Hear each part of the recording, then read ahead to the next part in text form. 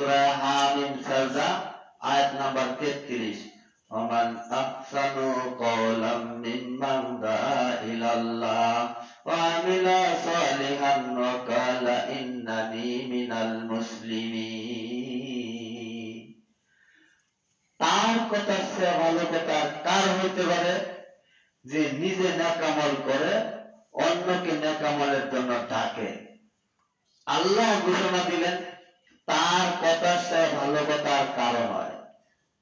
তা আপনার কথাটা ভালো তখন হয় যখন আপনি সালাতে আসেন, তখন আরেকজনকে ডাক দিলেন, ভাই আসো নামাজে যাই, ভাই আসো নামাজে যাই।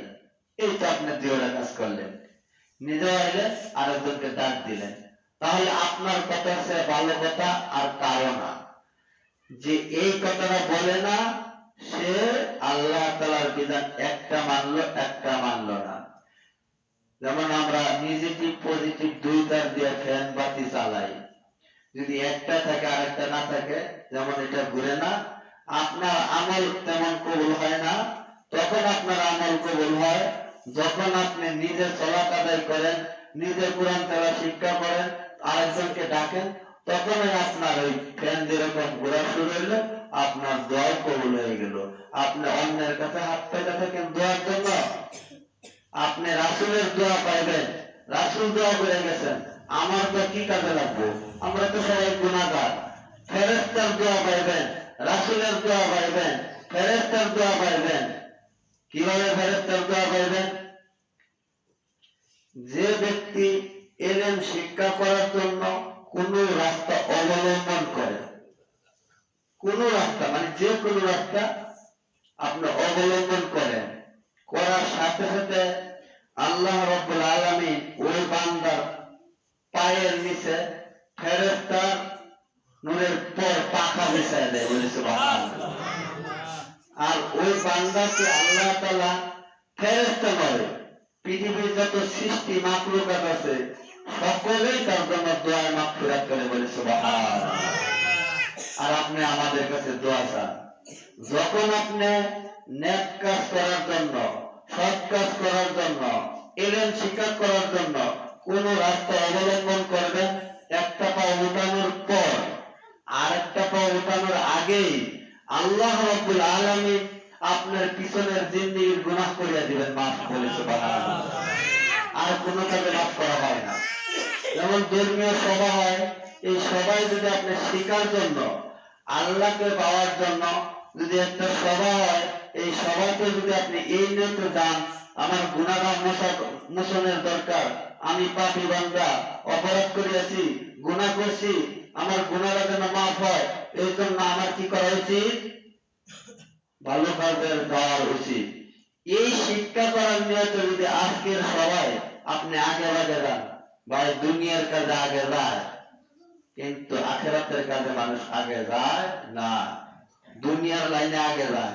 সামান্য থেকে সামান্য কিছু পুরস্কার দেয়, একটা চার্জার বাতি, 5 কেজি 10 কেজি চাউল, ছোট্ট একটা বীজ, 1 কেজি হলুদ, এগুলা যদি টাইম করে দেয়, টাইমটা এত খেয়াল করে রাখে কোন তারিখে কত সময়ে কিভাবে দিব, আগের কাতারে দাঁড়ায় থাকে আগে নেওয়ার জন্য। ধর্মীয় কাজে আগে যাইতে চায় না।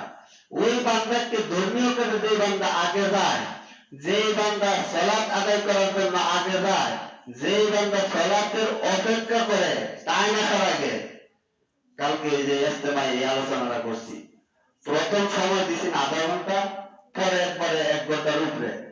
যখন আলোচনা শুরু করছি প্রথম সময় কম দিছি, পরে আবার দেওয়া করতেছে চলো আপনার সময় আরো বাড়ায় দেওয়া হয়েছে।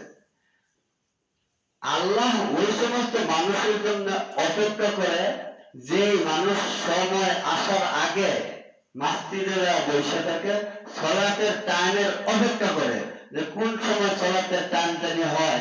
এই টাইম হওয়ার আগে যে মানুষগুলো অপেক্ষা করে, ওই মানুষগুলোর জন্য আল্লাহ তাআলা জান্নাত দেওয়ার জন্য অপেক্ষা করে, বলে সুবহানাল্লাহ। আর কোন কাজের জন্য আপনার আল্লাহ জান্নাত দেওয়ার জন্য অপেক্ষা করে না। শুধু একমাত্র যে ব্যক্তি সলাতের ওয়াক্ত আসার আগে মসজিদে বসে থেকে অপেক্ষা করতে থাকে শুধু একমাত্র ওই ব্যক্তির জন্য। আমরা কিছু মুসল্লি আছি এত অলসতা, এত লম্বা রাত, তারপরে আমরা এসা এক রাকাত পাই, এক রাকাত পাই না। যারা 5 ওয়াক্ত সালাত আদায় করি তারাই আমরা এত অলসতা করি। তারা হয় মনে মনে বোধহয় এটা কর, কেউ তো পড়েই না, তাও তো আমি এক রাত পাইছি, সে মনে করে আমি অনেক কিছু করছি। আরে ভাই না, আপনার জন্য আল্লাহ অপেক্ষা করে না জান্নাত দেওয়ার জন্য, আল্লাহ অপেক্ষা করে তার জন্য জান্নাত দেওয়ার জন্য। 7 জন অথবা 6 জন ব্যক্তি মসজিদে বসা ছিল। আল্লাহ রাসূল বললেন, এই তোমরা কিছু লোক, এখন তো কোনো নামাজের টাইম নেই, এখন তোমরা মসজিদে কি করো? কজন লোকের কথা বলছি? 7 থেকে 6 জন থেকে 7 জন লোক। রাসূল বললেন, এই তোমরা 6-7 জন লোক কেন এখন নামাজের ওয়াক্ত আসার আগে বসে রয়েছে? আল্লাহ রাসূলকে বললেন, ইয়া রাসূলুল্লাহ, ওয়াক্তের জন্য আমরা অপেক্ষা করছি। তখন ওই ব্যক্তিদের আল্লাহ রাসূল বললেন, জানো তোমাদের ব্যাপারে আল্লাহ কি বলছে? তখন তারা বলে, ইয়া রাসূলুল্লাহ, আমরা তো জানি না। দেখো, তোমরা সালাতের অপেক্ষা করতেছো সময়ের জন্য, আল্লাহ তাআলা তোমাদেরকে জান্নাত দেওয়ার জন্য অপেক্ষা করতেছে। কিন্তু আমরা এমন টাইমে আসি, খুতবা শেষ হয়ে গেলে, নামাজ শেষ হয়ে গেলে তাকবীরুল্লাহ পাই না, তাকবীরুল্লাহ ছুটে যায়, একটা তাকবীরুল্লাহ কি ফজিলত, 2 রাকাত সুন্নাত পড়া বৈশা থেকে তাকবীরুল্লাহ জামাত ধরতে পারি না। কিছু মানুষ যাও আসি গল্প করি, আকামত দেওয়া হয়, তারপরে মানুষ গল্প শেষ হয় না, তারা আকামত দেওয়ার পরেও তাকবীরুল্লাহ ধরতে পারে না, দাঁড়ায় রয়েছে। এই সমস্ত মানুষের জন্যই আল্লাহ আফসোস করছে, ওয়াইলুল লিল মুসাল্লিন। কিছু মুসল্লির জন্য আল্লাহ স্বয়ং নিজে আফসোস করছে। আপনার তো আফসোস করেন, আপনার 2টা ছেলেকে দুনিয়াতে আল্লাহ দিয়েছে, একটা ছেলেকে আপনি স্কুল কলেজে পড়তে দিয়েছেন, আরেকটারে আপনি দেন নাই। 10টি বছর পড়ার পর আপনার পরীক্ষা হয়েছে ফেল, যেটা একদিনও যায় নাই, ওটার জন্য আপনি আফসোস করবেন না? যেটা 10 বছর তো কষ্ট করে আপনি পড়ালেন, সে নিজেও 10 বছর কত ঠান্ডার মধ্যে গোলাপান কুয়াশার মধ্যে প্রাইভেট পড়তে যায়, কি ঠান্ডা অন্ধকার, মক্তব কোরআন শিক্ষার জন্য আর সুযোগ পায় না। মক্তব কোরআন শিক্ষক কাছে বাড়ির সাথে, আর অনেক দূরে যায় প্রাইভেট পড়তে পারে ঠান্ডার মধ্যে, তার ঠান্ডা মনে হয় না, ওই জায়গায় সে যাইতে পারে, কিন্তু কোরআন শেখার জন্য সে সুযোগ পায় না। এজন্য আল্লাহ রাসূল বললেন, তলাবুল ইলমি ফারিদাতুন আলা কুল্লি মুসলিমিন, যে মুসলমান ইলম শিক্ষা করার জন্য, ইলম তলব করার জন্য আগে যায়। যদি আপনারা আজকে বড় বাড়ি সভা, যদি আজকে আমার কথাটা শোনার পরে গুনাহ যদি মাফ করানোর উদ্দেশ্য আপনাদের থাকে, তাহলে আগে যায় আগের কাতারে যদি আপনি বসেন, কিছু কোরআন হাদিসের কথা শুনেন, মাগরিব যখন শেষ হয়ে যায়, সুবহানাকা আল্লাহুম্মা ওয়া বিহামদিকা আশহাদু আল্লা ইলাহা ইল্লা আনতা আস্তাগফিরুকা ওয়া আতুবু ইলাইক, এই কথা বলার আগ পর্যন্ত যদি আপনি বসে থাকেন, বসা অবস্থায় দোয়াটা পড়ার পরে যদি আপনি বাড়িতে আসেন, হাদিস প্রমাণ দেয়, হাদিসে কয়, আমার কি ভয়, আপনার সকল গুনাহ আল্লাহ মাফ করিয়া দিবেন বলে। সুবহানাল্লাহ।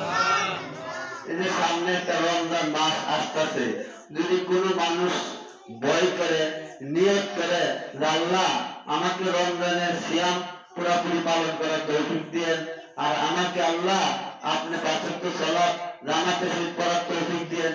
আরে ভাই, আপনি এই নিয়ত করতে কয় টাকা খরচ, এই নিয়ত করতে কতটুকু কষ্ট, এই নিয়তটা করতে কি কষ্ট হয়? আল্লাহ সামনে রমজান মাস আসতেছে, আপনি আমাকে সুস্থ মতে সালাতগুলো আদায় করার, সিয়াম পালন করার তৌফিকটা আপনি দেন। এই নিয়তটা করলে আপনার টাকাও খরচ হয় না, কষ্টও হয় না, কিন্তু আপনার অন্তরে এই নিয়তই নাই।